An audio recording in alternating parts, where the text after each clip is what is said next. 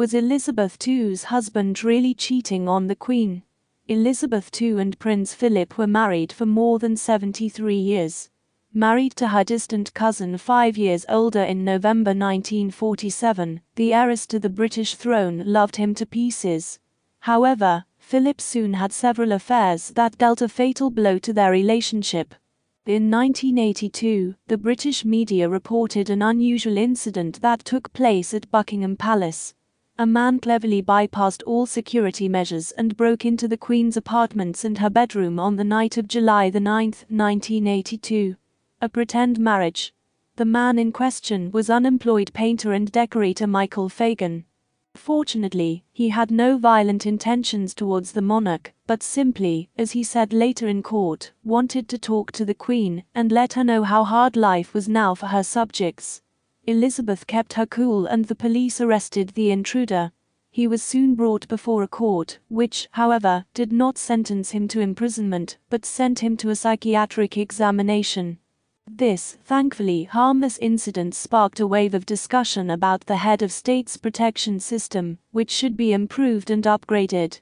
When it emerged that the Queen had slept alone, and when Fagan, questioned by journalists, admitted that the Queen's bed looked as if only one person had slept in it, it became clear that Philip and Elizabeth had separate bedrooms.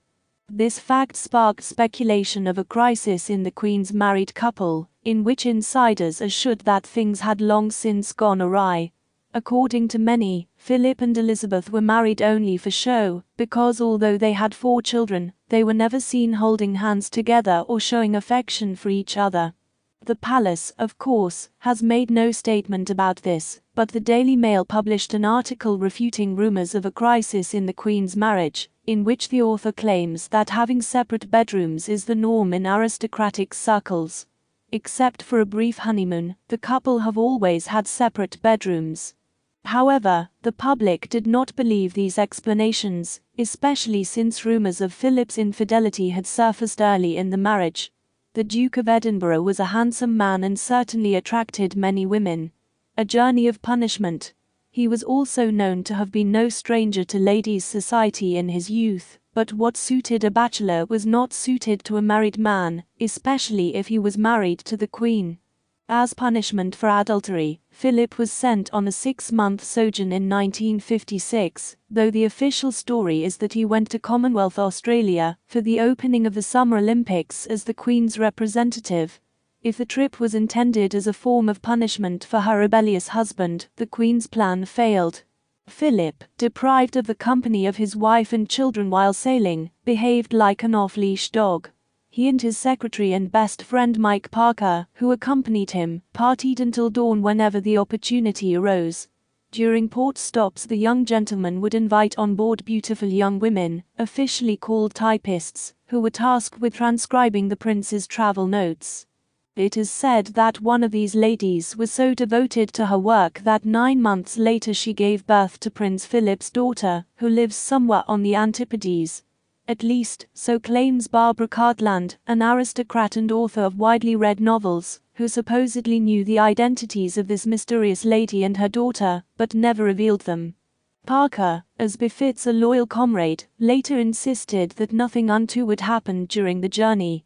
"We were young, we had fun, we drank, we sometimes danced, but that was it. In Australia, Philip met my family, my sisters and their friends. There were a lot of girls there, but none in particular. Believe me." Philip's trips to Rome. The question is why, shortly after returning home, Mike's wife filed for divorce, and he resigned at the Queen's request. Although rumours of a crisis in Elizabeth's marriage subsided when the Queen joined her husband in Lisbon and made an official visit to Portugal with him, Philip was repeatedly suspected of having affairs with various beautiful ladies, actresses, showbiz women and aristocrats. Interestingly, the prince was rumoured to have been having an affair for some time with Susan Mary Ferguson, the mother of his future daughter-in-law, the Duchess of York. Much more sensational was the news of the alleged involvement of the Queen's husband in the infamous parties in Rome in the 1960s, for the European elite every first Monday of the month, in which luxury prostitutes played a major part. He was also a frequent visitor to the Thursday Club, which as a result of excessive press attention in the late 1950s, operated clandestinely, and was open only to a close circle of trusted guests. Rumor has it that perverted parties were held there during which sadomasochistic practices were experimented on, and Philip took part in them. He also attended depraved parties thrown for the British elite at Lord Astor's mansion in Cleveland, where the table was served by waitresses dressed only in aprons, bonnets and long black boots. Accusations made out of thin air. In retaliation for infidelity, Elizabeth is said to have closed the bedroom door to her husband, and her subsequent sons, Andrew and Edward, were born solely out of a sense of duty to the dynasty. This is the version of events given by many of the Queen's biographers, but there are also those who defended the prince, dismissing rumors of infidelity as trumped up. Among them is Ingrid Seward, who has spent more than 40 years surrounded by royalty. As she notes in her publication, "My husband and I, both biographers and royal chroniclers, have been unable to prove the veracity of any of the stories that have circulated since the 1940s, and no one has presented convincing evidence of the prince's infidelity."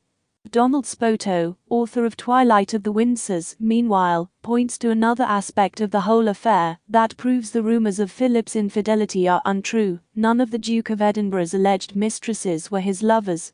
Still hesitant to tell the world about amorous affairs or past relationships with Prince Philip. And this despite the tempting incentives of fame and fortune offered by publishers and ghostwriters. The complete absence of witnesses to love affairs, love letters, diaries, women's confessions or the prince himself, and compromising photographs, certainly doesn't stop some inventive authors from creating semi-fictional fictional stories.